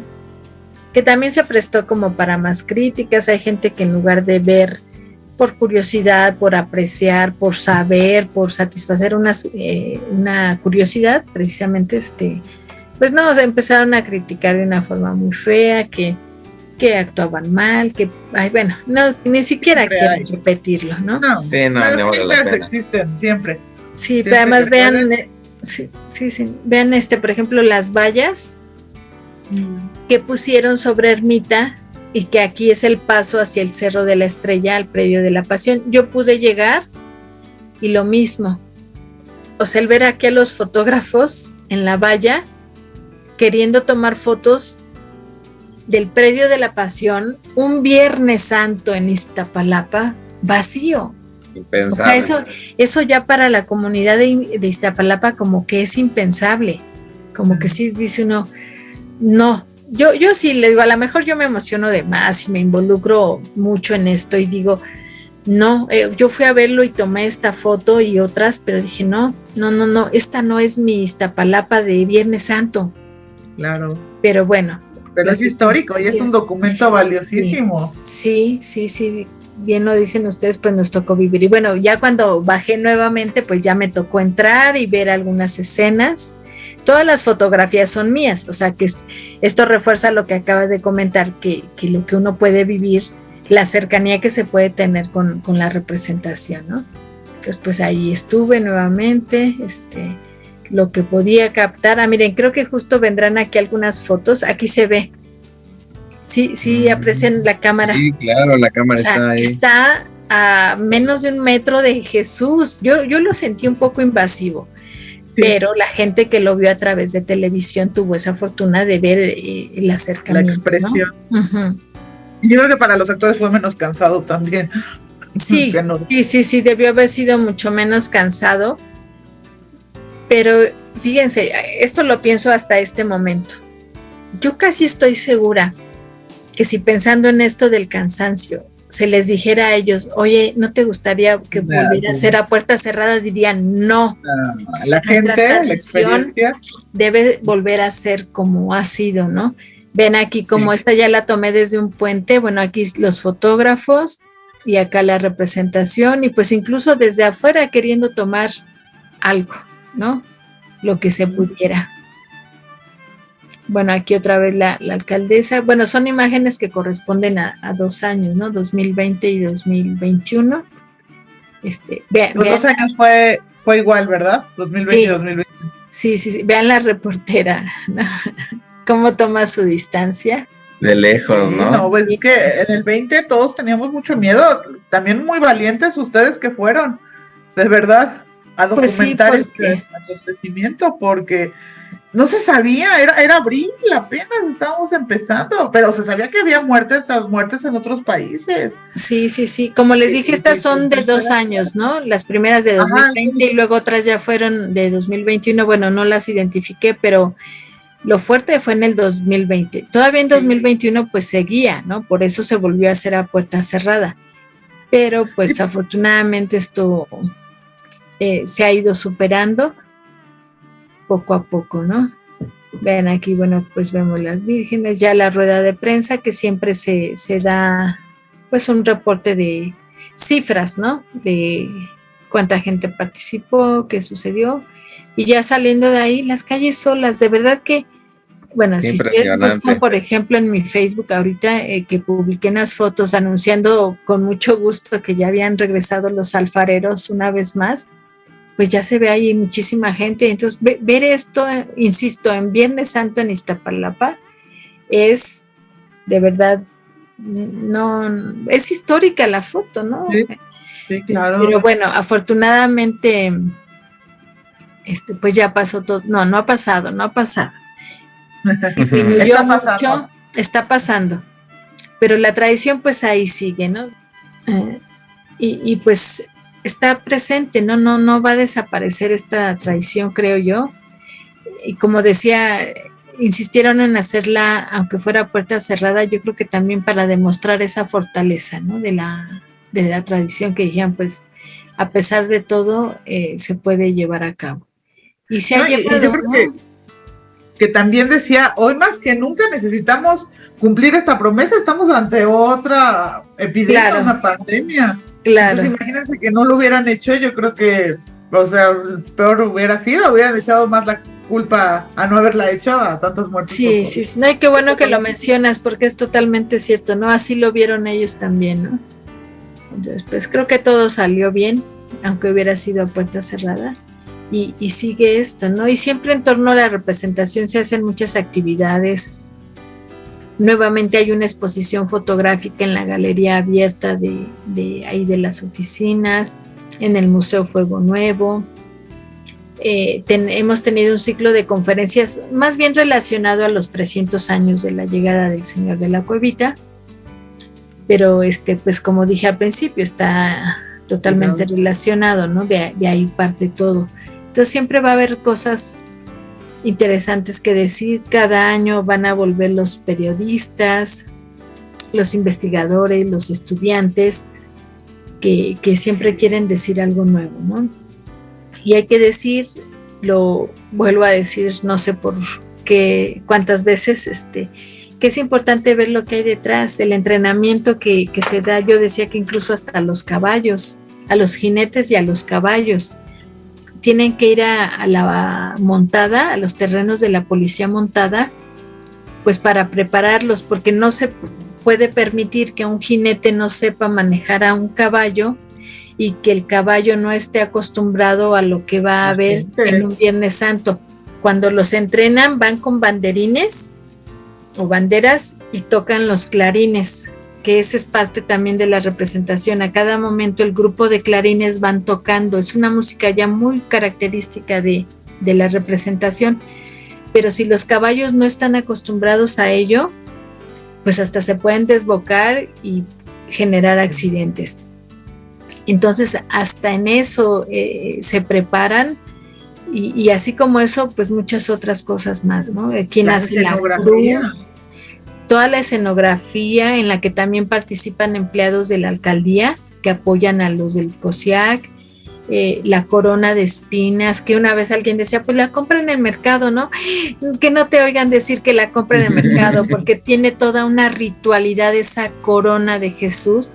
Van y cortan las varas a Totolapan o algún otro pueblo que es donde todavía hay muchos huizaches.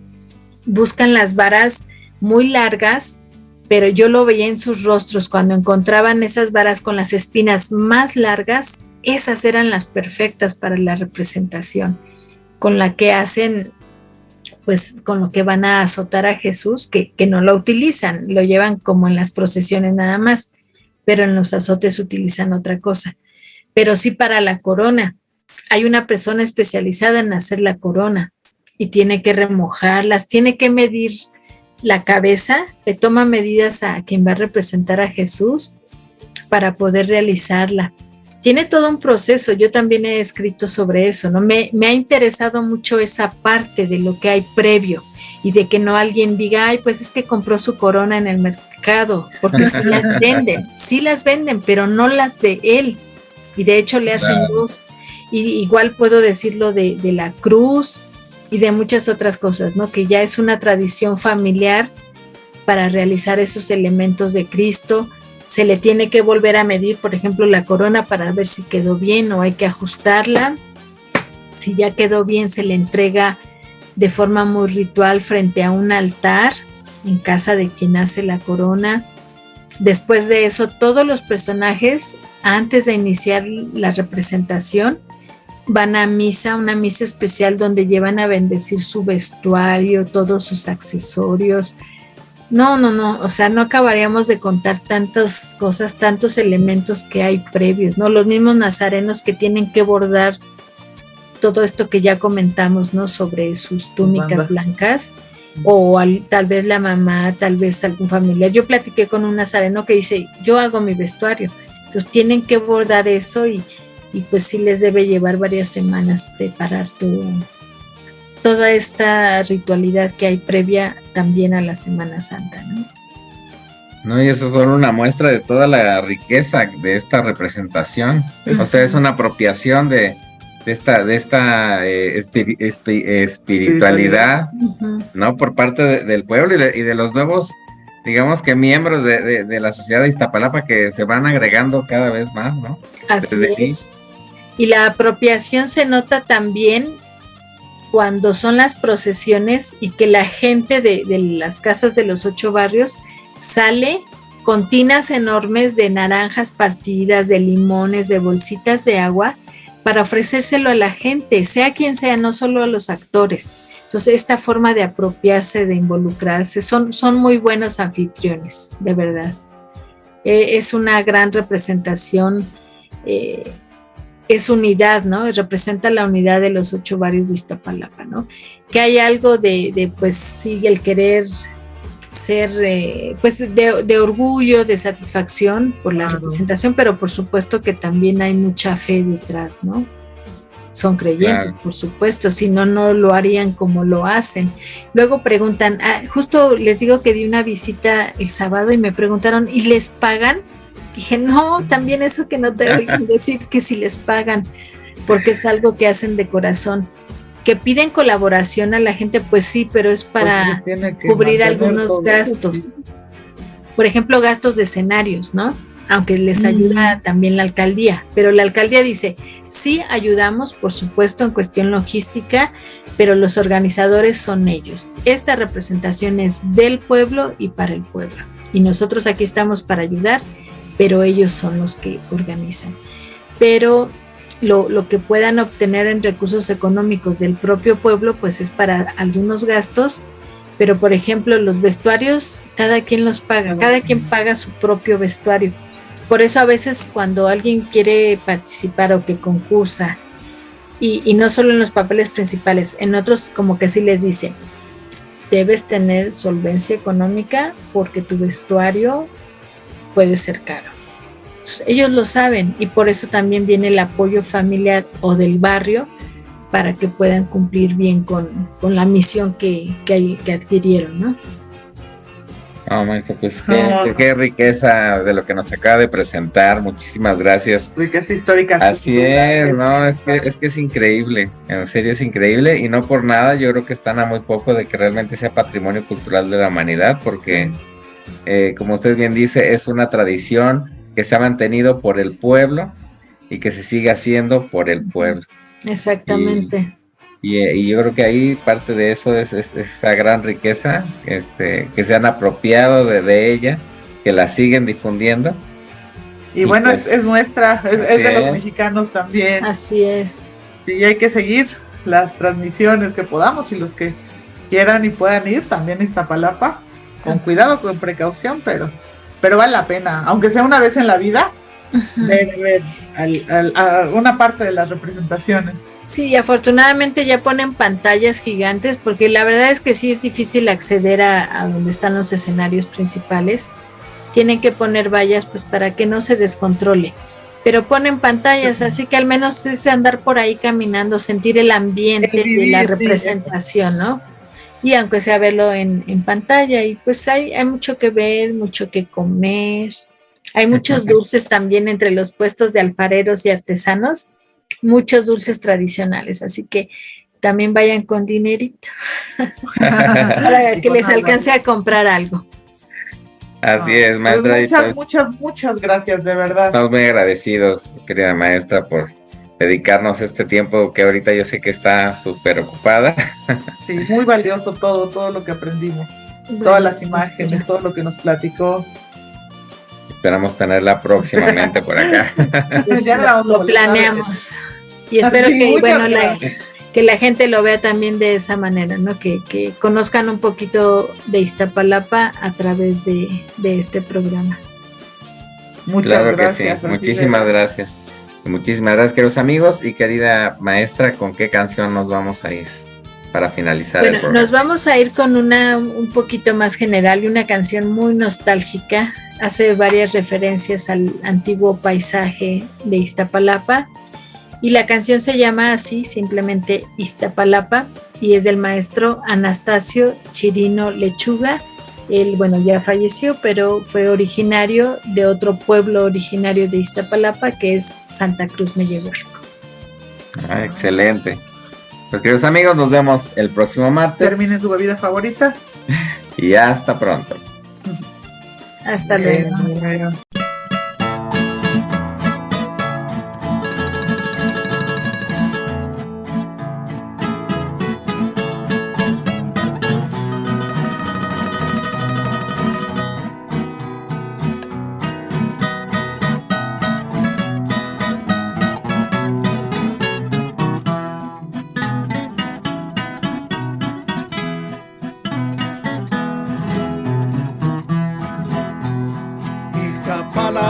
Pueblito risueño, se encuentra al oriente de la capital, con su gente que siempre trabaja y elevan al cielo su voz inmortal, recordando tu historia gloriosa, tu origen lejano fue precolonial. Chinampas y chichicuilotes, los matos silvestres ya no volverán. Tus verduras, milpasas y achofas, berros y espinacas, todo se extinguió. Canales y lagos de antaño, con el pavimento todo se cubrió.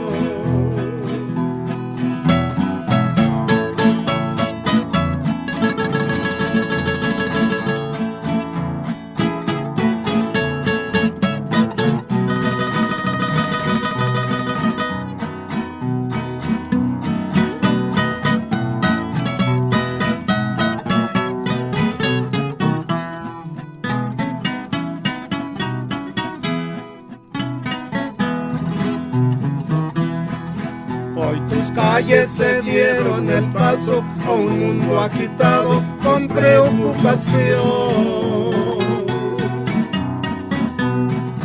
Luego fuiste pronto transformado, llevando al progreso de la evolución. Iztapalapa tienes 8 barrios y en cada capilla va tu devoción. Cada imagen que todos veneran también lo celebran en su tradición.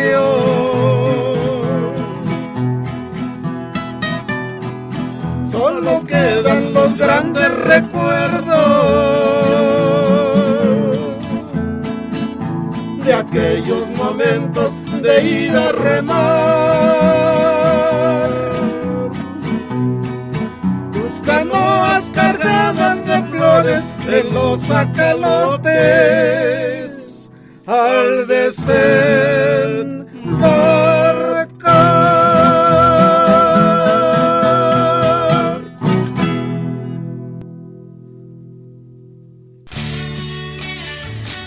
Porque la historia la escribes tú. Prepárate para viajar en el tiempo con Cuaderno en Blanco. En esta quinta temporada te invitamos a descubrir los secretos y misterios de los acontecimientos históricos desde una perspectiva única y diferente. En nuestro programa encontrarás entrevistas a expertos, testimonios sorprendentes y anécdotas inolvidables que te llevarán por un emocionante recorrido a través de la historia. No te puedes perder esta quinta temporada y comencemos juntos a escribir la historia en nuestro Cuaderno en Blanco.